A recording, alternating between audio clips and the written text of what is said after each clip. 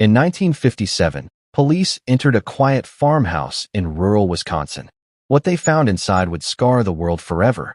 Chairs made of human skin, skulls turned into bowls, and a woman hung upside down like an animal. This wasn't the work of a serial killer. It was something darker.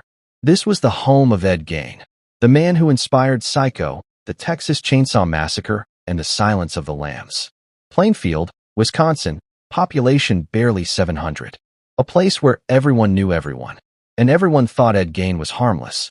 He was shy, soft-spoken, and always helped his neighbors with odd jobs. But behind his quiet smile, Ed hid something no one could ever imagine. Ed was born in 1906 to Augusta Gein, a controlling, deeply religious woman who preached that all women were evil. His father was a weak alcoholic, his brother hated their mother's fanaticism, and Ed, he worshipped her. She taught him that sex was a sin and the world was corrupt. When she died in 1945, Ed's world ended. He boarded up her room like a shrine and lived alone, surrounded by her old furniture and silence. But in that silence, something began to grow: obsession, loneliness, and madness.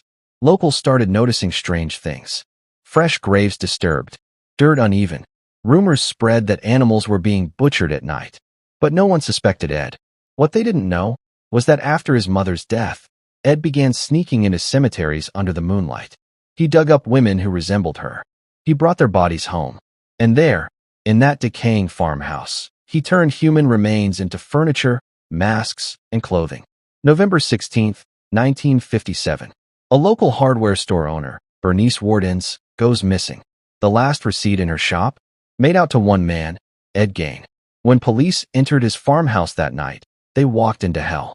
In the shed, Bernice's body hung upside down, decapitated, gutted, and skinned like a deer. Inside the house, they found lampshades made of human skin, bowls carved from skulls, and a belt made from nipples. It wasn't just murder. It was madness, pure, unfiltered madness. When arrested, Ed calmly admitted everything.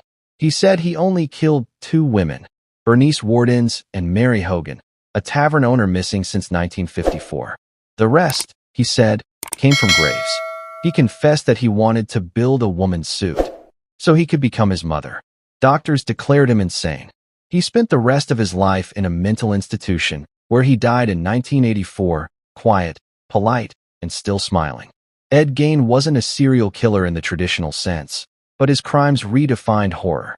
His story inspired Norman Bates in Psycho, Leatherface in the Texas Chainsaw Massacre, and Buffalo Bill in The Silence of the Lambs. Even decades later, his name sends chills down the spine of anyone who's ever walked through a dark, creaking farmhouse. Because Ed Gein wasn't just a man. He was the face of horror itself, hiding behind a soft voice, a polite smile, and the silence of the Wisconsin woods. They say real monsters don't have fangs or claws. They live next door. So next time you drive past an old farmhouse with the lights off, just remember, you never really know what's behind those walls. Do you know Ed Gein? Tell in comments.